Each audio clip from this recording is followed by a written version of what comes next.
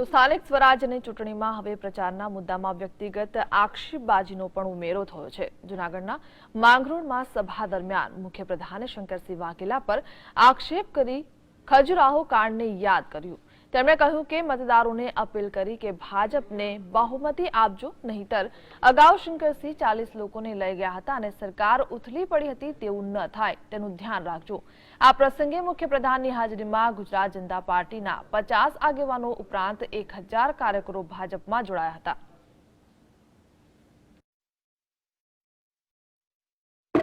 તકલીફ થાય કે ના થાય અને એટલે વધારે સીટો મળવી જોઈએ, જેથી કરીને અમારા પંચાયતના સભ્યો પ્રમુખો એ શાંતિથી વહીવટ કરી શકે।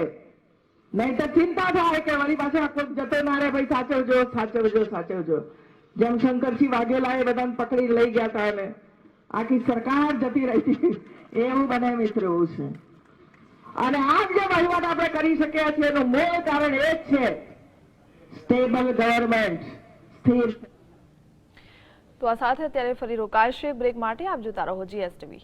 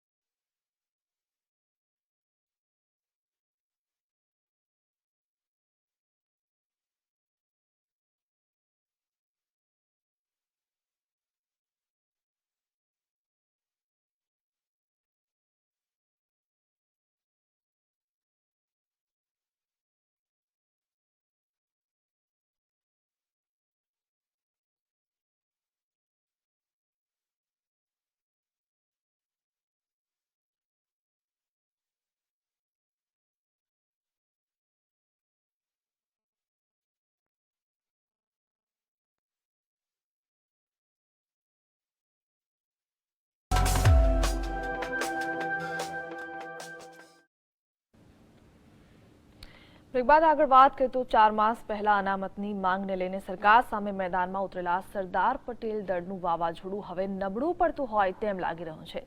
બુધવારે મોટી સંખ્યામાં સરદાર પટેલ સેવા દળના પ્રમુખો, મહામંત્રીઓ સહિત આગેવાનો ગુજરાતના મુખ્યપ્રધાનને મળીને ભાજપ સરકારની ટેકો જાહેર કર્યો હતો। સાથોસાથ એસપીજી ગ્રુપના આગેવાનોએ સમગ્ર પાટીદારોને અહિંસાના અને બંધારણીય હેઠળ અનામતની લડત ચાલુ રાખવાની જાહેરાત કરી હતી। ગુજરાતમાં સ્થાનિક સ્વરાજના ઇલેક્શન ચાલી રહ્યા છે ત્યારે સરકારની ઊંઘ હરામ કરનાર સરદાર પટેલ દળના ગ્રુપમાં 2 જૂથ પડી ગયા હોય તેવા દ્રશ્યો સામે આવી રહ્યા છે।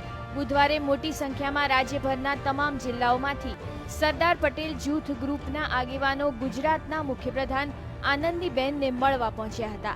તો મુખ્યપ્રધાને પણ નારાજ એસપીજી ગ્રુપના આગેવાનોને મનાવવા માટે જાહેર માર્ગ પર પોતાનો કોન્વો રોકીને નારાજ એસપીજી ગ્રુપના આગેવાનો સાથે મુલાકાત કરી હતી અને તેમને પોતાના નિવાસ સ્થાને મળવા આવવાનો આવકારો આપ્યો હતો। તો બીજી બાજુ સીએમની આ દરિયાદિલી જોઈને પણ એસપીજી ગ્રુપના આગેવાનો તેમને મળવા માટે તેમના નિવાસ સ્થાને પહોંચ્યા હતા। બંધારણથી વિમુખ થઈને કોંગ્રેસના એજન્ટ બનીને જે અત્યારે કોંગ્રેસ તરફી પાટીદારોને ઉલ્લુ બનાવી રહ્યા છે એના વિરોધમાં અમે સમગ્ર તાલુકા અને જિલ્લામાંથી ખરેખર જે જગ્યાએ પાટીદારો હતા અને એ જગ્યાએ અમે પાછા વળી રહ્યા છીએ। ગુજરાતની સરકાર વિકાસશીલ સરકાર છે અને ગુજરાતની સરકાર પાટીદારોને ક્યારેય છેતરી ના શકે એના સંદર્ભમાં આજે અમે બેનને મળવા આવ્યા છીએ કે બેનનો એક આશા માટે આપવા માટે આવ્યા છીએ કે સરદાર પટેલ સેવા દળના તમામ હોદ્દેદારો આપની સાથે જ છે, આપની સાથે જ રહેવાના છીએ। એસપીજી ગ્રુપના આગેવાનોએ મુખ્યપ્રધાનને મળીને ભાજપને ટેકો આપવાની જાહેરાત પણ કરી હતી.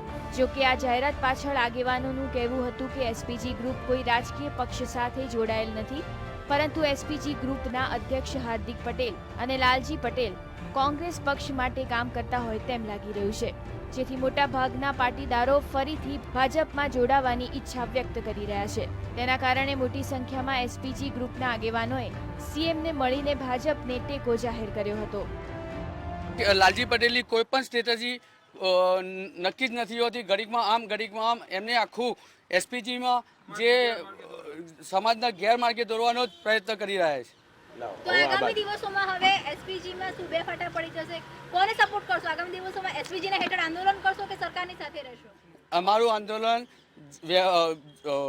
દિશામાં એકદમ દિશામાં રહેશે. જેમાં હાર્દિક પટેલ અને લાલજીભાઈએ જે દિશાહીન કોઈ પોલિટિકલી પક્ષને લઈને આ જે કર્યું છે એ પ્રમાણેનું અમારું આંદોલન રહેશે નહીં.